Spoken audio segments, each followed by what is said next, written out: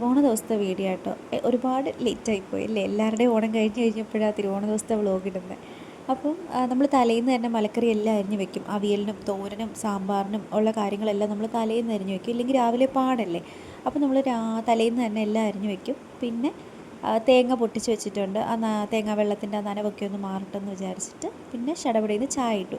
ഇഡലിക്ക് നമ്മൾ കുറച്ച് ഇഞ്ചിയും ചുവന്നുള്ളിയും കൂടെ അരിഞ്ഞിടുന്നുണ്ട് കേട്ടോ. പിന്നെ സാമ്പാർ പൊടിയും എല്ലാ പൊടികളും കൂടി ഇട്ടിട്ട് കുക്കറിലൊരു എന്താ പറയണ്ടേ എളുപ്പ സാമ്പാർ അതുകൂടെ നമ്മൾ റെഡിയാക്കി വെച്ചിട്ടുണ്ട്. പിന്നെ തേങ്ങയും കൂടെ തിരികെ കഴിഞ്ഞിട്ട് ഞാൻ എന്ത് ചെയ്തു, പൂക്കളിടാൻ വേണ്ടി പോയി. അപ്പോൾ അതിൻ്റെ ഇടയ്ക്ക് കാശിക്കുട്ടനൊക്കെ ഉണർന്നിട്ടുണ്ടായിരുന്നു. അങ്ങനെ നമ്മൾ കളവൊക്കെ ഒരു ഏകദേശ ഡിസൈനിൽ വരച്ചിട്ട് കുറച്ച് പൂവൊക്കെ വാങ്ങിച്ചിട്ടുണ്ടായിരുന്നു. ബാക്കി നമ്മൾ അവിടെ നിന്നൊക്കെ പറിച്ചിട്ട് നമ്മളൊരു എന്താ പറയുക തട്ടിക്കൂട്ട് അത്തപ്പൂക്കളമൊക്കെ ഇട്ട് സെറ്റാക്കി കാശിക്കൂട്ടിനും എല്ലാവരും ഒക്കെ ആയിട്ട് ഞങ്ങൾ അത്തപ്പൂക്കളമൊക്കെ ഇട്ട് സെറ്റാക്കി വന്നപ്പോഴത്തേക്കും അമ്മ അവിയലും അടുപ്പത്ത് വെച്ചു. സാമ്പാർ അപ്പോഴത്തേക്ക് ആയിട്ടുണ്ടായിരുന്നു. ഇഡലിയുമായി മോരും അരച്ച് വെച്ചിട്ടുണ്ടായിരുന്നു. പിന്നെ നമ്മൾ പെട്ടെന്ന് സാമ്പാറിന് കടുക് വറുത്തിട്ടില്ലായിരുന്നേ. അപ്പം സാമ്പാറിന് കടുകും കൂടെ വറുക്കാമെന്ന് വെച്ചിട്ട് അത് വറുക്കുന്നു. സാമ്പാറിന് കടുക് വറുത്ത് അതിനകത്തോട്ടിട്ട് കഴിഞ്ഞതിന് ശേഷം നമ്മൾ ആ ചട്ടിയിൽ തന്നെ നമ്മൾ ക്യാബേജ് തോരൻ വെക്കാമെന്ന് വെച്ചു. ക്യാബേജ് നമ്മൾ ഇന്നലെ അരിഞ്ഞു വെച്ചിട്ടുണ്ടായിരുന്നു, അതുകൊണ്ട് തന്നെ അതും വലിയ കുഴപ്പമില്ല. ചോപ്പറിനകത്തിട്ടിട്ട് രണ്ടടി അടിക്കുമ്പോഴത്തേക്കും നമ്മുടെ ക്യാബേജും റെഡിയായി കിട്ടുമല്ലോ. അങ്ങനെ അതും സെറ്റാക്കി. ക്യാബേജ് അരിഞ്ഞു വെക്കുന്നതുകൊണ്ട് ഇച്ചിരി വെള്ളം ഉണ്ടാകും, പീച്ചി എടുത്തിട്ട് ഇടുന്നത്. ക്യാബേജും തോരനോട് സെറ്റായി കഴിയുമ്പോഴത്തേക്കും നമ്മുടെ ഒരുമാതിരി പരിപാടിയൊക്കെ കഴിയും.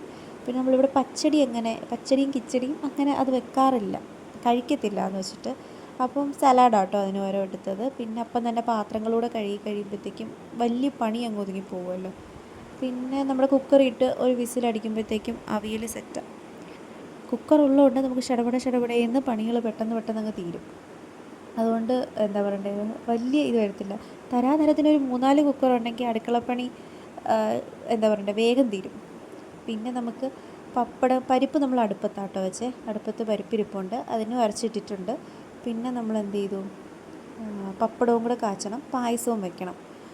ഈ പായസം കിറ്റ് വാങ്ങിക്കുമ്പോഴേ ഈ സാധനം കുറവായിരിക്കും, ഫുള്ള് പഞ്ചാരയായിരിക്കും.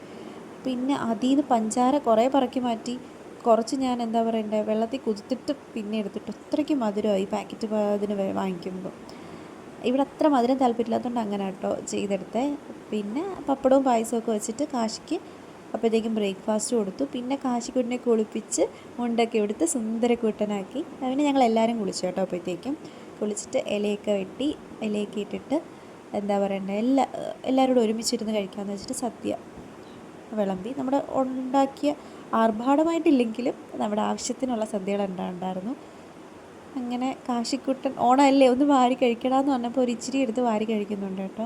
അവനിങ്ങനെ ഇതിനോടൊന്നും വലിയ താല്പര്യമില്ല. എന്നാലും ഓണമാകുമ്പോൾ അതിൻ്റെ ആണല്ലോ ഒരു ഭംഗി, സദ്യ ഇലയിൽ തന്നെ ഇങ്ങനെ കൈയിട്ട് കഴിക്കണം. അങ്ങനെ അവനും ഞങ്ങളെല്ലാവരും കൂടെ സദ്യയും കഴിച്ച് പായസമൊക്കെ കുടിച്ച് കുശാലായിട്ട് കുറച്ച് നേരം റെസ്റ്റ് എടുത്തു. പിന്നെ കുറച്ച് നേരം റെസ്റ്റൊക്കെ എടുത്തിട്ട് ഞാൻ അമ്മയും കൂടെ ഫോട്ടോ എടുക്കാൻ നോക്കിയതാണ്. പക്ഷേ അമ്മ അതിനെ നൈറ്റ് ഇട്ടേക്കുന്നതെന്ന് പറഞ്ഞിട്ട് പോയതാണ്. പിന്നെ ഞങ്ങളൊരു ഫോട്ടോയൊക്കെ എടുത്തിട്ട് ഞങ്ങൾ വിചാരിച്ചൊരു സിനിമ കാണാൻ പോയിട്ട് വരാം. അങ്ങനെ ഞങ്ങൾ ഫാമിലിയായിട്ട് ഹൃദയപൂർവ്വം കാണാൻ പോയി. അപ്പോൾ ഇത്രയേ ഉള്ളൂ. Tata bye, see U.